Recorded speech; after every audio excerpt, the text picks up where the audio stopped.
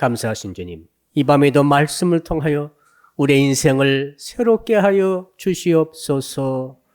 예수 그리스도 이름으로 기도합니다. 아멘. 오늘 밤에 주시는 말씀을 찾아서 교독으로 봉독하도록 하겠습니다.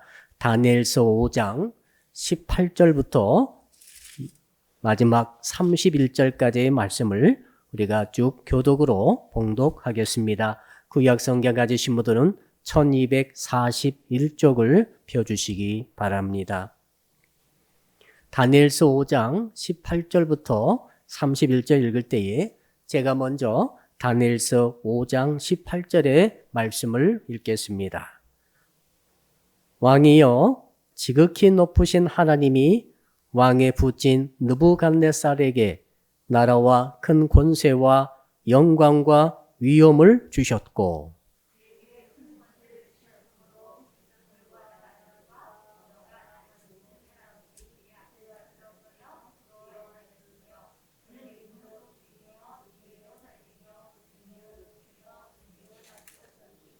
그가 마음이 높아지며 뜻이 완악하여 교만을 행함으로 그의 왕위가 패한 바 되며 그의 영광을 빼앗기고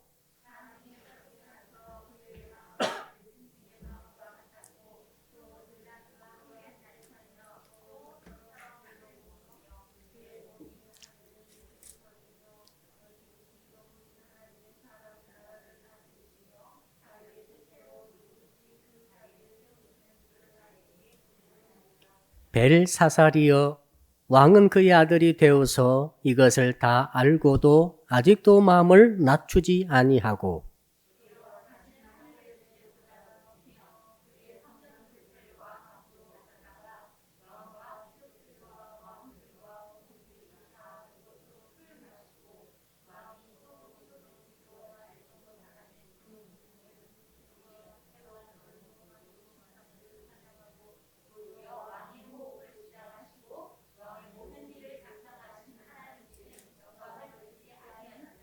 이러므로 그의 앞에서 이 손가락이 나와서 이 글을 기록하였나이다.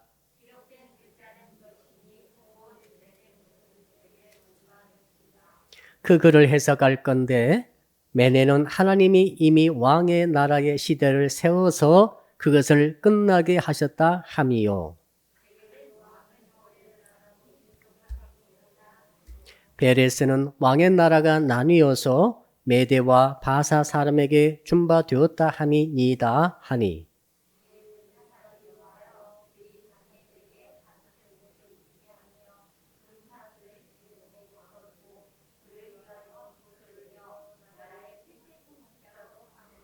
그날 밤에 갈대아 왕 벨사살이 죽임을 당하였고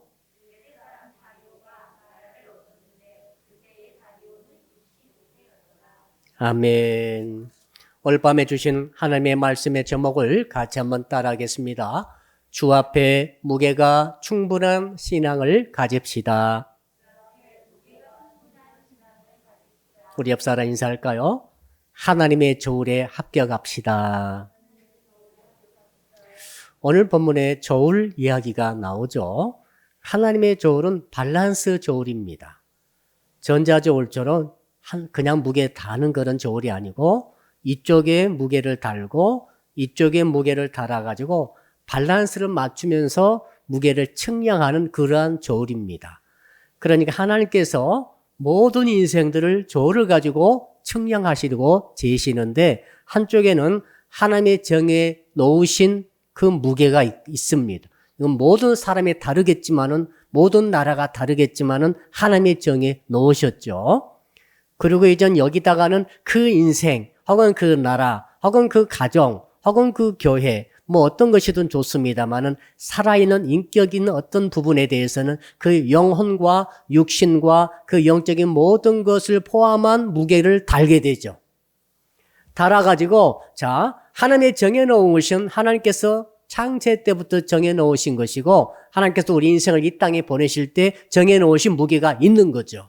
뭐 사명이 될 수도 있고 어떤 직분이 될 수도 있고 어떤 임무도 될 수도 있겠습니다만은 아무튼 그것을 하나님 갖고 계시면서 이제 우리의 영혼을 올려놓는 거죠. 우리 영혼, 육신 할 것 없이 우리 인격 할 것 없이 우리 인생 전체를 이제 다 거기에 올렸는데 이 저울이 말이죠. 하나님의 정해 놓으신 것보다 더 무거워서 이렇게 기울어지게 되면은 하나님이 정한 것보다 훨씬 더 열심히 믿음을 가지고 성결하게 살았다 그 말이죠. 이럴 경우에 하나님의 저울보다 하나님의 정하신 분량보다 더 무겁게 무게가 나가는 그 인생은 그 영혼은 하나님께서 어떻게 하십니까? 상을 주신다는 거죠. 뭐 단순하죠. 그러나 아주 쉬우면서도 중요하죠. 반대가 있습니다. 자, 하나님이 정해 놓으신 분량, 그 무게보다 나의 인생의 뭐 영혼, 육신, 인격, 뭐 삶, 행실 다 포함해서 딱 올렸더니 이게 웬일입니까? 하나님의 정한 분량이 훨씬 더 무겁고 나는 너무너무 가벼운 거예요. 그래서 이렇게 끼우자타면은 이 무게가 덜 나가버린 그 인생에 대해서는 하나님이 심판하신다고 말씀을 하신 것이죠. 오늘 본문의 내용은 그것 아니겠습니까? 자, 갈대아 왕 벨사살, 바벨론이죠. 바벨론 왕 벨사살이 마지막 왕인데 오늘 이 본문에는 이 벨사살 왕에 대한 하나님께서 저울로 측량해 보시는 내용이 나옵니다.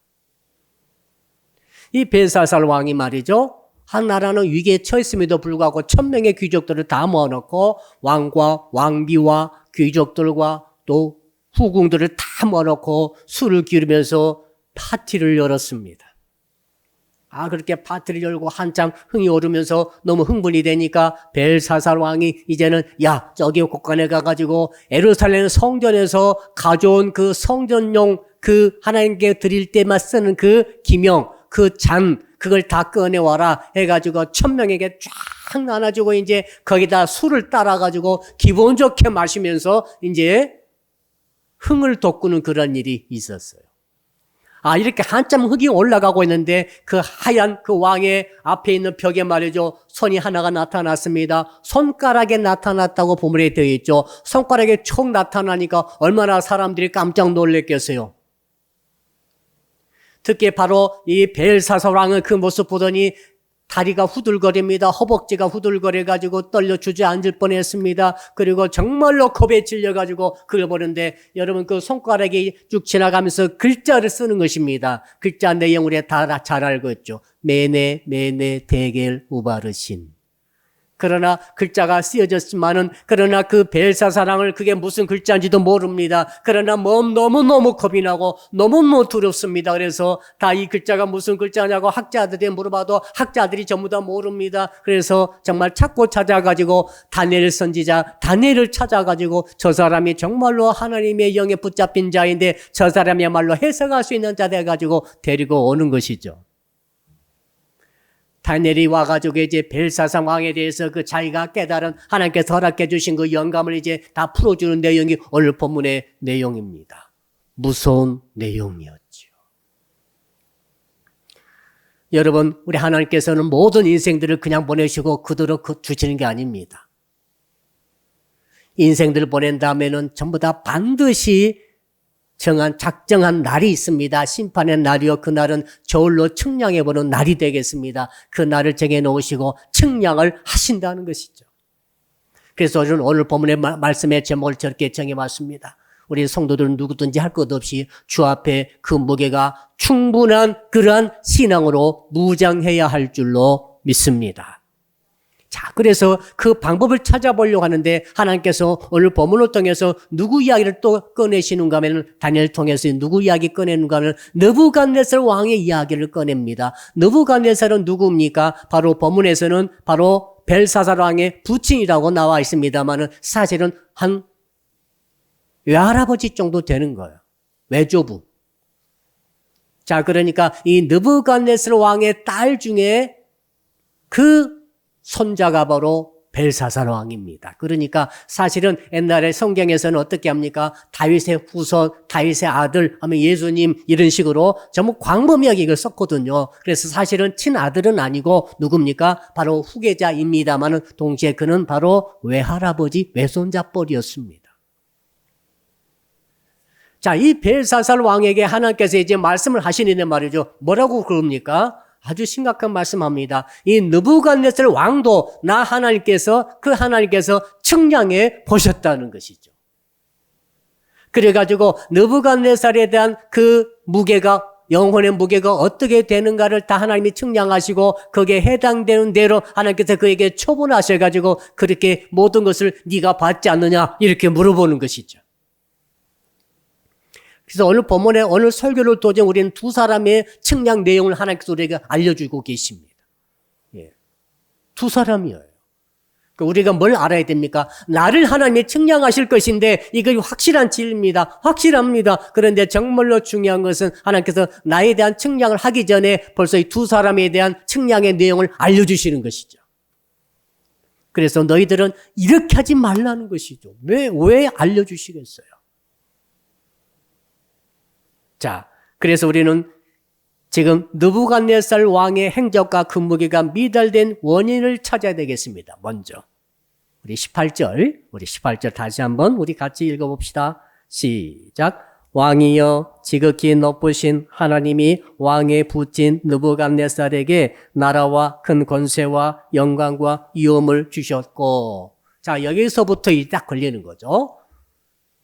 벨사살 왕이여 당신의 부친께서 네 가지를 가졌다고 말하죠. 네 가지를 가졌는데 나라를 가졌고 큰 권세를 가졌고 영광을 가졌고 위엄을 가졌는데 이것은 자기 것이 아니고 하나님이 주셨다는 거예요. 하나님이 당신의 그 느부갓네살 왕은 굉장히 최강의 왕이었습니다. 가장 강력한 왕이었는데 그 왕이 가졌던 네 가지 나라건 권세건 위엄이건 영광이 그 모든 것들은 그 느부갓네살이 자기 힘으로 얻는 게 아니라 위에 계신 하나님이 주셨다라고 말합니다. 여기에 딱 걸린 거죠. 지금 우리는 뭘 알아야 되는가 하면 왜 느부갓네살 왕이 하나님의 저울에 미달이 됐는가를 알아야 되는 거죠. 왜 미달됐어요? 그거죠. 여러분 19절 또 읽어볼까요? 19절 시작.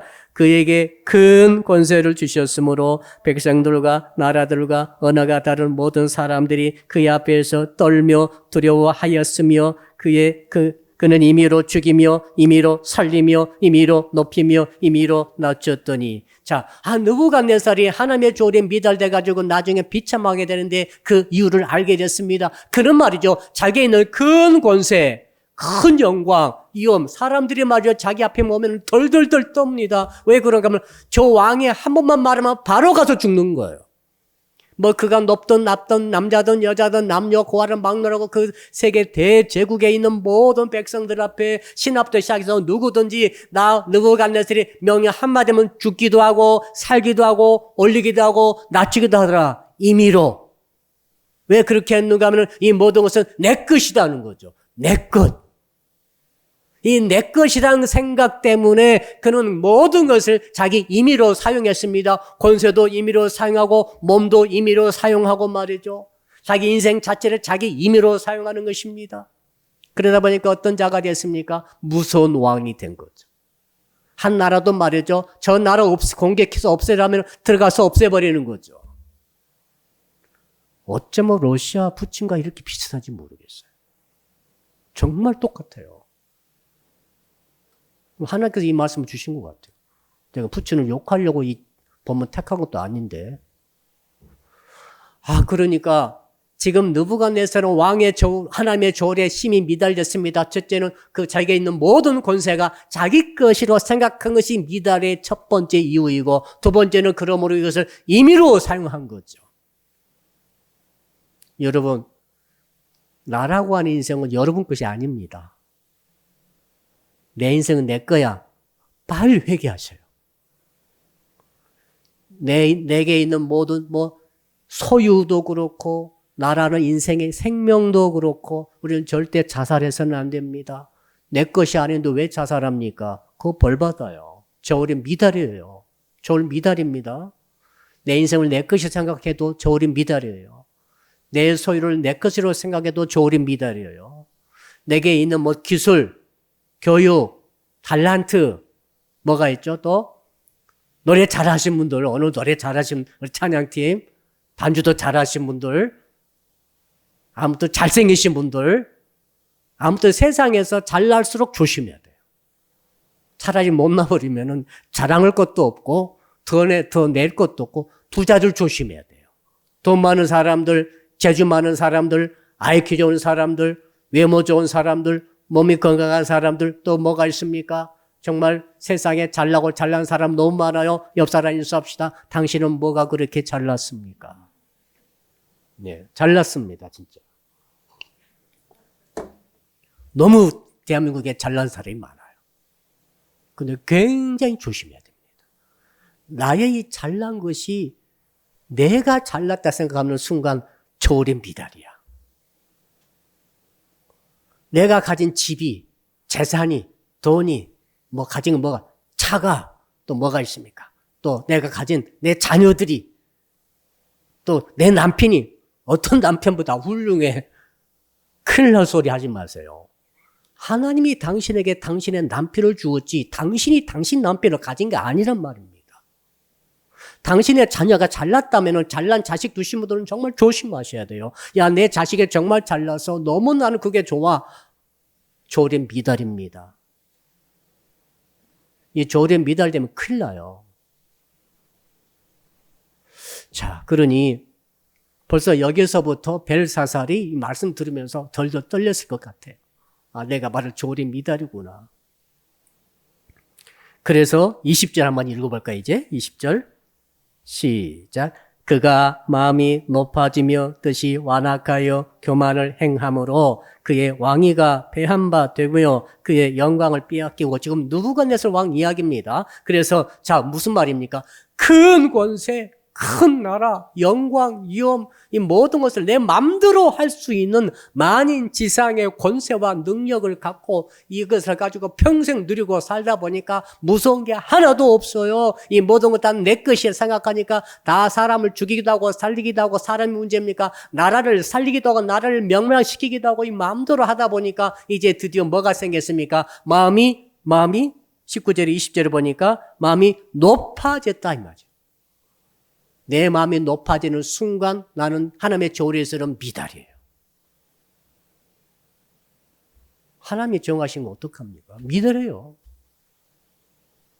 자, 그러니까 여러분이 지상 최고의 부자가 됐을 때 마음을 낮추세요. 할렐루야. 그럼 부자 돼도 괜찮아요. 아, 근데 겨우 몇 억 벌어놓고 마음이 높아져 버렸어. 몇 억 벌어가지고 마음이 높아져가지고 그 조그만 재산 가지고 다른 1조, 2조, 10조짜리 부자도 있잖아요. 그런데 한 10억 벌어가지고 마음이 높아져가지고 나는 부자야 부자 하고 다니다가 저울이 미달돼가지고 죽도록 고생할 수 있어요. 그렇게 하지 마시고 한 1조 벌어가지고 그래도 마음이 낮아지고 있으면은 하나님께서 그를 저울의 미달 아니니까 하나님께서 그를 치실 이유가 없으시잖아요. 너무너무 중요한 원리입니다. 여러분 그러므로 내게 있는 모든 것이 아무리 잘나고 아무리 뛰어나고 아무리 많고 아무리 놀랍다 할지라도 그 달란트 재능이 뛰어난다 할지라도 부가 많다 할지라도 그것 때문에 내 마음을 절대 높이지 않기를 축복합니다. 내 마음을 절대 높이면 안 되는 거예요.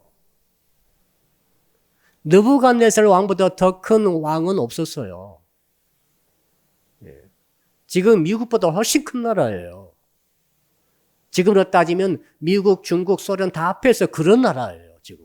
그때 당시로 따지게 보면. 그렇게 커다란 나라를, 커다란 권세와 부와 1인 지상의 독재자잖아요. 신 같은 존재 아닙니까? 신상을 직접 세우잖아요. 지금 왕들어가는 대통령과는 비교도 안 되는 절대의 권력을 갖고 있는 거죠. 사람 죽여도 아무렇지도 않아요. 죽일 수 있어요. 죽은 사람은 마땅히 내 죽는 생각할 거예요. 왕이 나를 죽이시는데 죽어야지. 이렇게 죽는 거죠. 근데 그러다가 마음이 높아졌다는 거죠. 그러니까 하나님의 조례는 완전히 미달입니다, 이제. 그리고 또 뭐라고 그랬습니까? 뜻은 완악해졌어요. 야, 푸틴 고집세요. 그렇게 전 세계 사람이 그렇게 날리고 그렇게 동영상 유튜브 올려서 이렇게 애들이 죽어가고 이런 비극이 일어나고 지금 전 세계가 이제 함께 힘을 모아가지고 우리나라도 거기 동참했죠. 이렇게 왜 제재를 가하게 했어요? 직접 싸울 수는 없으니까 내가 당신을 반대합니다. 당신 뜻을 버렸어요. 제발 버렸어요. 제발 버렸어요. 뜻이 완화해서 절대로 안 버린다 이거죠. 핵 터뜨려버릴 거야? 안 버리고. 와, 이 완악한 것, 이 완악함. 하나님의 조울의 완전히 미달이에요. 여러분들은 어떤 일이 있다 할지라도 특히 이제 나이 드실 때, 우리 나이 드신 분들, 저도 나이가 먹어가, 다 나이 먹어가면서는, 야, 우리 집사님 참 20대 초반 젊을 때는 너무 나긋해가지고 부드러웠는데, 이분이 30대가 되고 40대가 되고 50대가 넘어가더니 완전히 완고한 뜻을 가지시는 집사람이 되어버렸다. 이러면 안 되는 거죠. 왜 안 되는가 하면 하나님의 조울에 지금 미달이에요. 그럼 우리는 말이죠. 하나님 오래 믿을수록 부드러워져야 할 줄로 믿습니다. 나를 버릴 줄도 알고 내 뜻을 포기할 줄도 알고 상대방을 배려할 줄도 알고 우리 교회 권사님 집사람들이 다 그렇게 되고 있는 줄로 믿습니다. 이상하고 우리 권사님 집사람들이 젊을 때보다 더 나긋나긋하시고 더 부드러우신 것 같아요. 더 뜻을 잘 굽히시고 더 양보하시고 다 이렇게 더 겸손하시고 이게 뭐냐면은 뜻이 완고하지 않는 거잖아. 그러니까 하나님의 조울에서는 상을 받도록 올라가게 되는 줄로 믿습니다. 이게 너무너무 중요한 것 같아요. 또 있죠. 느부갓네살이 교만을 행함으로. 교만을 행한다는 뭡니까? 할 수도 없는 것을 할 수 있다고 착각하는 거죠. 푸틴이 우크라이나를 한 2, 3일이면 다 먹어버리겠다 생각은 틀림없이 그렇게 생각했어요. 일주일이면은 싹 항복받는다 했는데 지금 일주일 넘었잖아요. 안 되는 거예요. 왜 그런가 하면 교만을 갖고 있었거든요. 자기 자신을 너무 과대평가한 거예요. 상대방 과소평가하고. 이게 교만 아닙니까? 우리는 절대 그래서는 안 됩니다. 어린 아이라도 과소평가해서는 안 되는 거예요.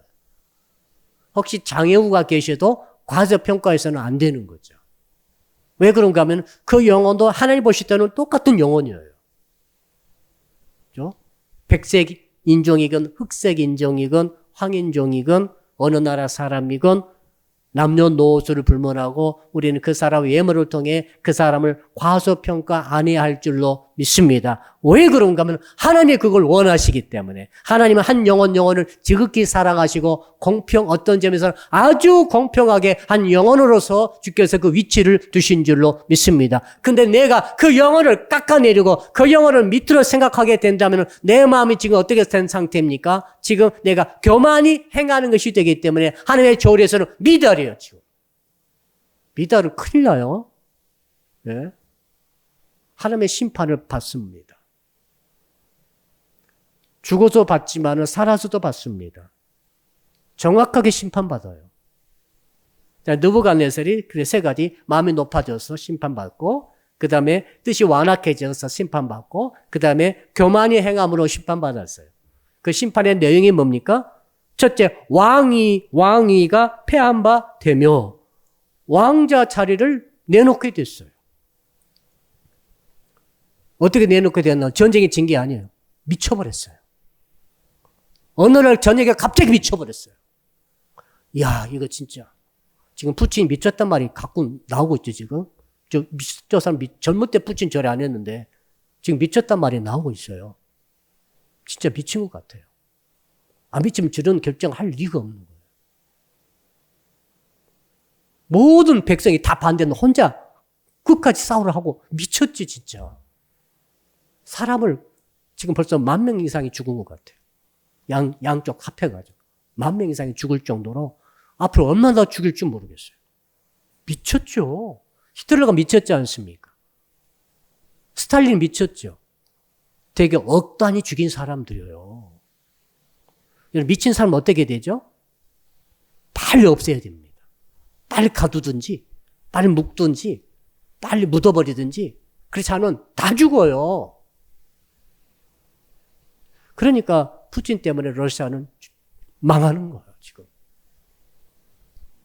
자, 엊그제는 말이죠. 러시아에서 제가 부활교회를 했었는데 그 집사님이 한 분, 루드밀라 집사님이 자꾸 생각이 나는 거예요.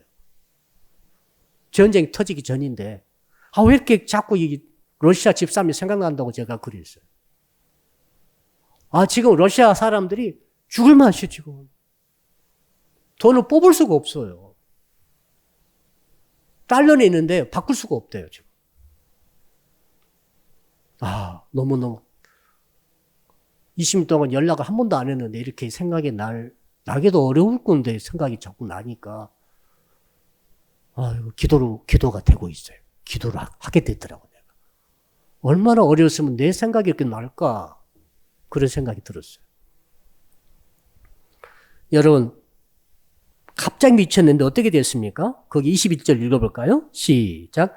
사람 중에서 쫓겨나서 그의 마음이 들짐승의 마음과 같았고 또 들나귀와 함께 살며 또 소초는 풀을 먹으며 그의 몸이 하늘의 이슬에 젖었으며 여기까지요.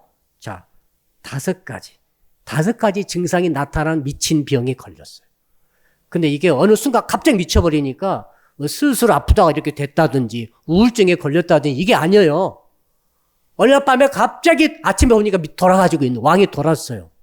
어떻게 돌아오는 그 들짐승의 마음을 갖게 됐더라.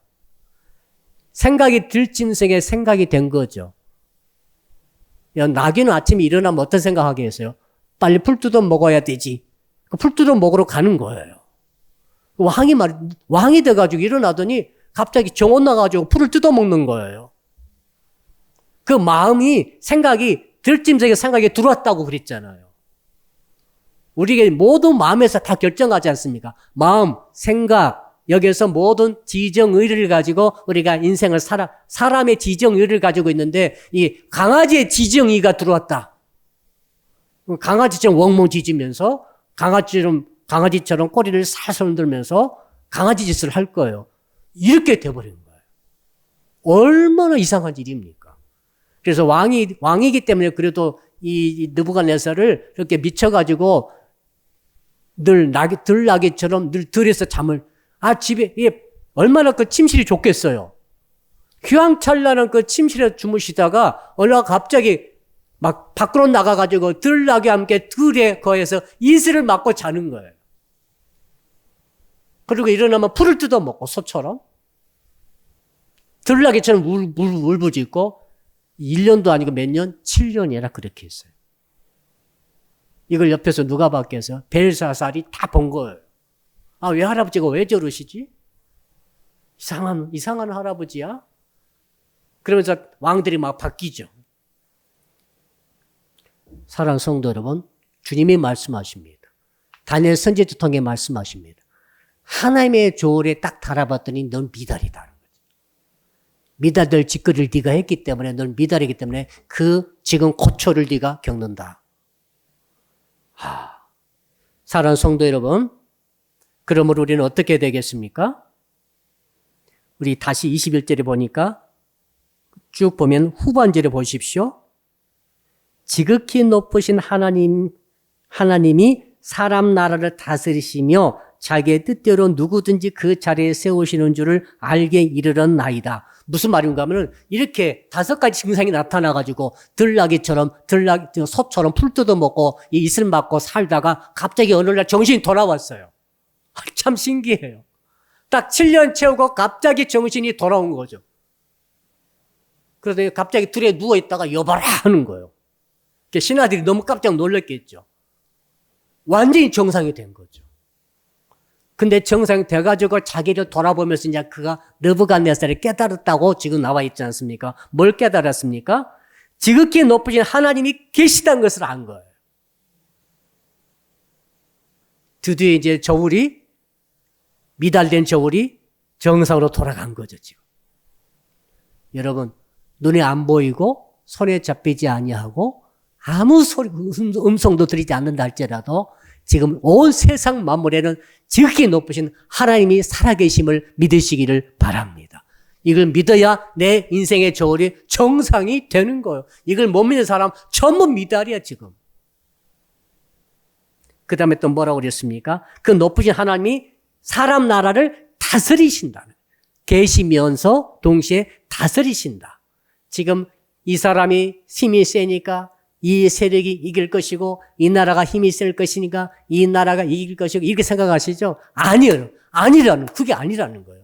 하나님이 이기고 지는 모든 것들을 다스리게 하시고 역사가 흘러가는 모든 것들, 나라가 흘러가는 모든 것들, 왕뿐만 아니라 개개인의 우리 평범한 인생들도 살아가는 모든 범사를 우리 하나님이 지금 다스리시고 계시다는 사실을 네가 그 느부갓네살이 딱 깨달음이 온 거죠. 7년 들짐승 됐다가 깨어나면서 깨닫게 됐어요. 하나님이 깨닫게 해주신 것이죠. 그래서 왕위가 회복됐지 않습니까? 다시 한번. 그러면서 뭐라고 그랬습니까? 자기의 뜻대로 누구든지 그 자리에 세우시는 줄을 알기에 이르는 나이다. 내가 왕이 되는 것도 하나님이 왕을 세웠기 때문에 내가 왕이 된 거지, 왕년은 그렇게 생각하지 않았습니다. 큰 나라, 큰 영광, 큰 권세 다 내 것이다. 내가 했다고 생각했지 않습니까? 생각이 바뀌었죠. 정상이 된 거예요. 미달 상태에서 정상으로 균형이 이제 맞춰진, 밸런스가 맞춰진 무게를 갖게 되었더라. 그래서 그 영광이 회복이 된 거죠. 말년에 느부갓네살이. 문제는 뭡니까? 이 모든 것들을 벨사살이 보았습니다. 저렇구나. 사람이 저럴 수도 있구나. 그리고 느부갓네살 왕이 다시 회복돼가지고 하는 말을 잊지 않겠습니까? 지극히 높으신 분이 계시다는 거예요. 그리고 그분이 사실은 다스리지 내가 다스리는 게 아니라는 거예요.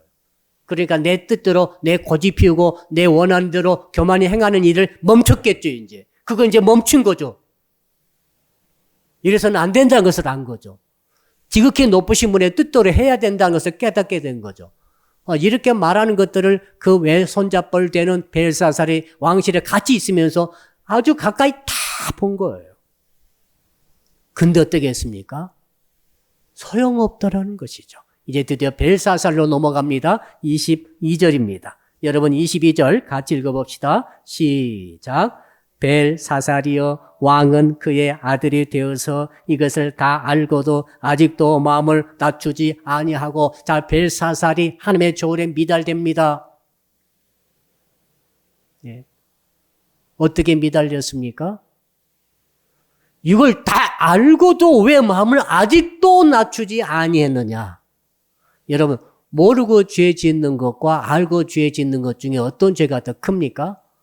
알고 짓는 죄가 더 크지. 모르고 죄 지으면은 과실로 되잖아요. 그러나 알고 지으면은 계획살인이야, 이건. 계획범죄 아닙니까? 하나님께서 그걸 물으시는 거죠. 벨사살아, 느부갓네살은 몰라서 그랬다 하자. 너는 뭐냐? 너는 알고도 왜 아직도 네 마음을 낮추지 않고 높이고 있느냐? 아직도 네 왕위가 네가 차지한 것 같으니? 네가 갖고 있는 너의 나라, 너의 가정, 너의 소유된 모든 재물, 너의 군대, 너의 재능, 너의 몸뚱아리, 너의 생명, 모든 것들이 네 것인 줄 아니? 내가 전부 너에게 준 거 아니냐? 이것을 네가 지금 너희 부왕 느부갓네살 통해 보았음에도 불구하고 네 마음을 마땅히 낮춰야 되는데 아직도 네 것인 줄 알고 높이고 있으니 너는 내 저울에 미달이다, 이거죠. 너는 심판을 받아야 된다. 심판의 이유를 말씀해 주고 있는 거죠. 하나님은 심판의 이유를 확실히 말씀해 주세요.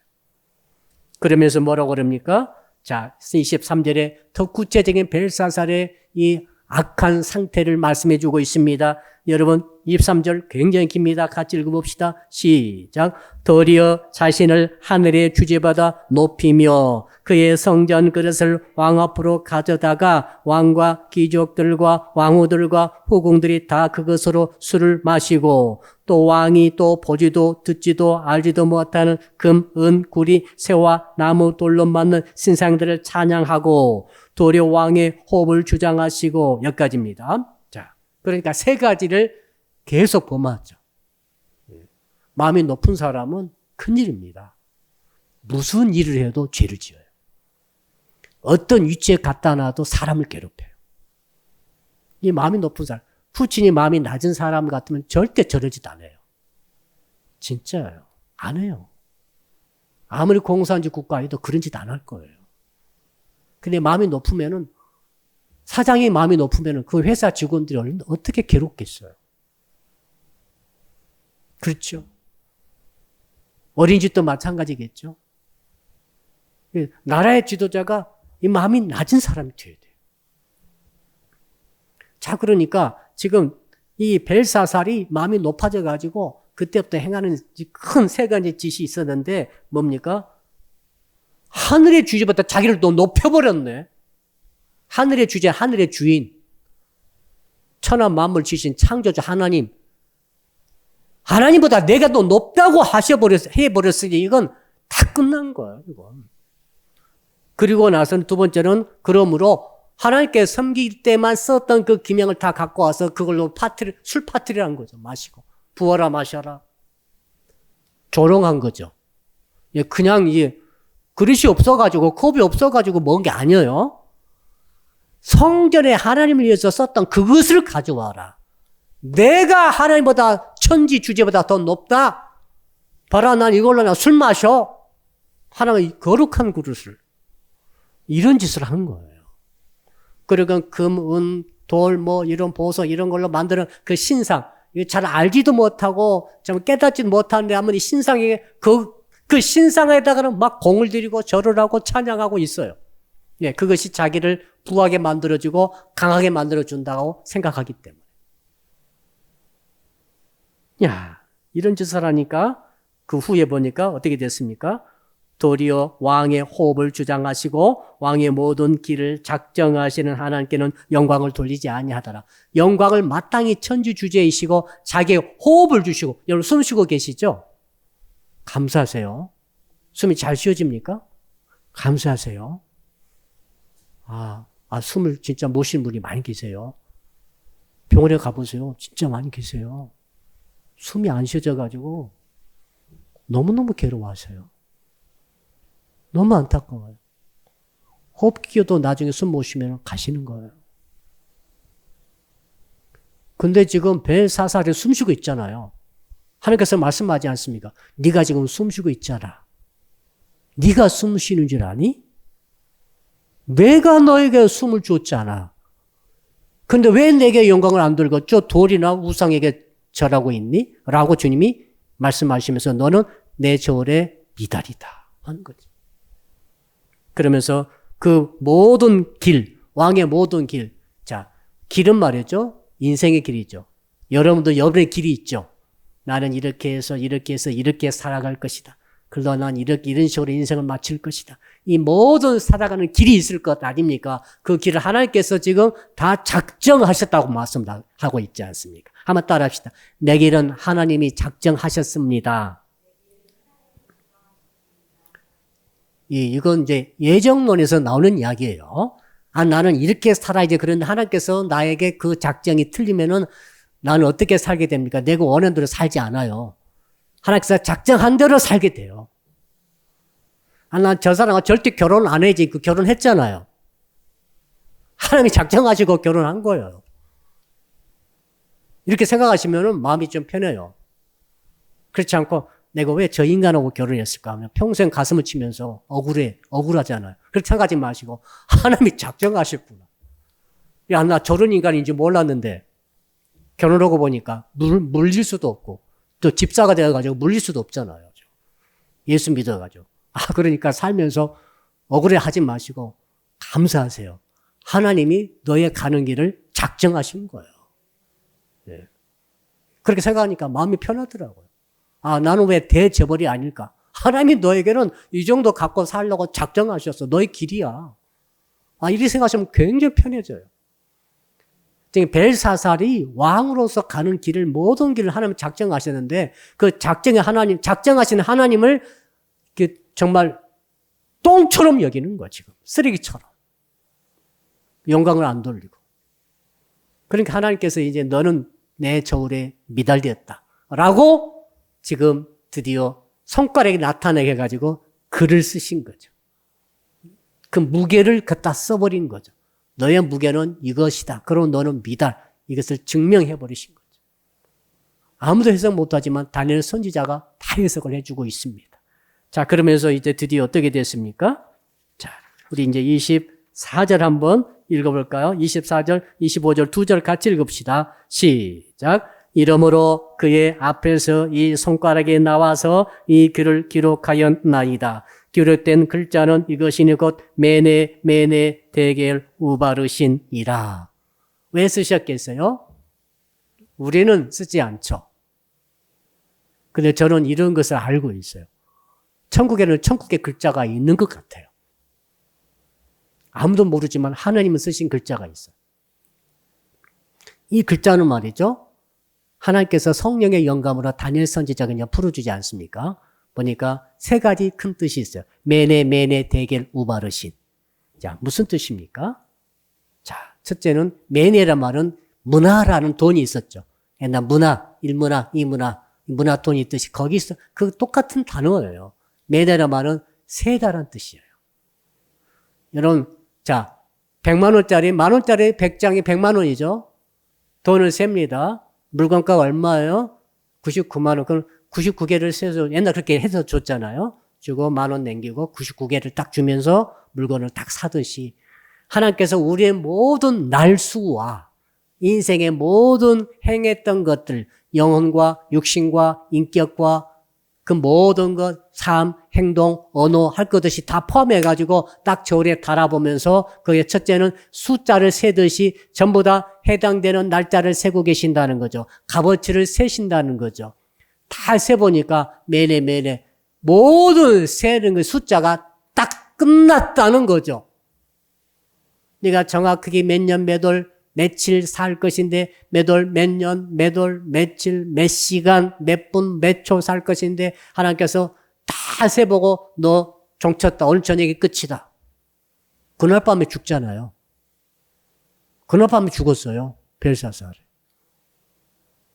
왜? 숫자를 다 셌어요. 저와 여러분도 하나님께서 숫자를 세고 계세요. 매네. 자, 그러니까 여러분들이 지금 어떤 일을 하든지 어떤 위치에 있든지 어떤 또 처지에 있든지 간에 그 위치가 계속되지 않아요. 그렇죠? 다 정해져 있어요. 작정되었느니라. 인생의 생명의 이 수명이 작정되어 있는 거죠. 그 다음에 또 회사 사장은 언제까지 사장 하겠어요? 정해져 있어요. 대통령도 정해져 있죠? 여러분도 정해져 있는 거예요. 수명과 할 것 없이, 위치할 것 없이, 건강 날짜도 다 정해져 있어요. 모든 것 주께서 매네 하고 계십니다. 자, 그러니까 하나님께서 저울에 미달돼 버리면 어떤 일이 일어나는 거는 숫자가 다 끝나버린 거죠. 그러니까 죽는 거죠. 심판으로 죽는 사람은 빨리 죽는 거죠. 더 살 수 있는데 빨리 죽어요. 그걸 하나님께서 보여주신 거죠. 벨사살은 아직 젊어요. 더 살 수 있어요. 그런데 빨리 하나님께 내려가세요. 왜? 내가 저울에 미달되니까 세보니까 너 끝이다. 그날 밤 바로 가잖아요. 느부갓네살은 안 갔어요. 그 대신 들짐승이 돼가지고 미쳐가지고 7년 있다가 다시 회복돼가지고 그 다음에 죽죠. 참 신기하죠? 자, 그걸 말하고 있어요. 그 다음에 또 뭐라고 합니까? 자, 대겔, 매네 대겔은 저울에 단다 뜻이 무게를 단다. 1세겔, 2세겔, 또 신약성에 나오죠?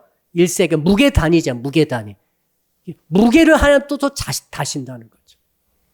이것도 똑같은 의미입니다. 그 영혼과 육신으로 행했던 모든 언어와 모든 행실과 모든 마음가짐과 모든 신앙과 토탈 다 포함해가지고 하나님께서 무게를 달아가지고 무게가 탁 완전히 빈 껍질처럼 다 털려버린 상태. 대겔. 무게를 달아서 너는 미달됐다. 끝이다 너. 왕위도 끝이고 왕국도 끝이고 가문도 끝이고 수명도 끝이고 다 끝나버렸어요. 가정도 끝이고 모든 소유도 다 끝이고 무섭죠? 하나님의 거둬 가시니까 모든 게 끝이야. 무게 딱 달아가지고 대겔 너는 안 되겠다 끝이다. 그럼 싹 전부 다 100% 걷어가 버리죠. 알몸처럼 탁 떨어져서 지옥 가는 거죠. 이제. 그걸 지금 말하고 있습니다. 그 다음에 우 바르신, 우는 접속사죠. 그리고 바르신, 이 말은 나누다는 뜻이죠. 나눠줘 버린다. 그래서 하나님께서 왕의 모든 직위, 왕국, 가문, 그때 후궁까지 싹 나눠줘 버리죠. 거기 한번 읽어볼까요? 마지막 그 심판에 기록된 30절, 31절 두 절입니다. 시작. 그날 밤에 갈대아 왕 벨사살이 죽임을 당하였고 메대 사람 다리오가 나라를 얻었는데 그때 다리오는 62세였더라. 할렐루야. 적용해 봅시다. 간단히 적용해 봅시다. 어떻게 해야 하나님의 저울에 충분한 무게를 갖는 신앙을 가질 수 있을까요? 느부갓네살과 벨사살이 행한 것 반대로 가시면 돼요. 그들이 가면 절대 안 됩니다. 그들이 걸어간 그 반대길로 가셔야지 우리가 무게가 늘어나는 거죠. 그래서 그들이 어떻게 합니까? 나라와 권세와 영광과 위엄과 내 모든 소유와 이 모든 것들은 누구 것이다? 내 것 아니고 하나님의 것인 것을 믿으시길 바랍니다. 이게 그 신앙이죠. 하나님이 주셔서 내가 갖고 있다고 제발 믿어야 돼요. 그리고 마음을 높이지 말고 마음을 낮춰야 돼요. 아무리 많이 뭐가 와도 마음을 낮추세요. 아무리 뭐가 잘 때도 마음을 낮추세요. 그렇죠? 러시아가 푸틴이 마음이 높아졌잖아요. 나라는 제일 크고 무소불위의 권력을 지금 20년 가까이 혼자 막 휘두르다 보니까 그리고 자기가 전쟁할 때마다 이겼다. 체첸도 이기고 조지아도 이기고 크림반도도 다 내가 뺏고 아무도 못 막고 미친 거죠. 마음이 높아졌어. 우리는 절대 마음 높이지 말고 그럴수록 마음을 무릎 꿇고 죽을 힘을 다해서 낮추셔야 돼요. 막 기도에 금식해서라도 마음을 낮추셔야 돼요. 그래야 하나님 저울에 충분한 무게 있는 신앙이 될 줄로 믿습니다. 마지막으로 무엇을 적용해야 되겠습니까? 나의 뜻을 완하게 갖지 말고 주 앞에 부드럽게 가질 것이며 마지막으로는 내 행실을 교만히 행하지 말고 겸손히 행하면 하나님의 저울에 합당한 그런 우리의 무게와 또 셈이 되어서 주께 영광 돌리는 성도 여러분 다 될 줄로 믿습니다. 아멘. 두 손 높이 드시고 주여 한번 부르면서 오늘 주신 말씀 붙들고 한 10분간 간절히 먼저 기도합니다. 주여 살아계신 아버지 하나님 주님의 저울에 합당한 저희들이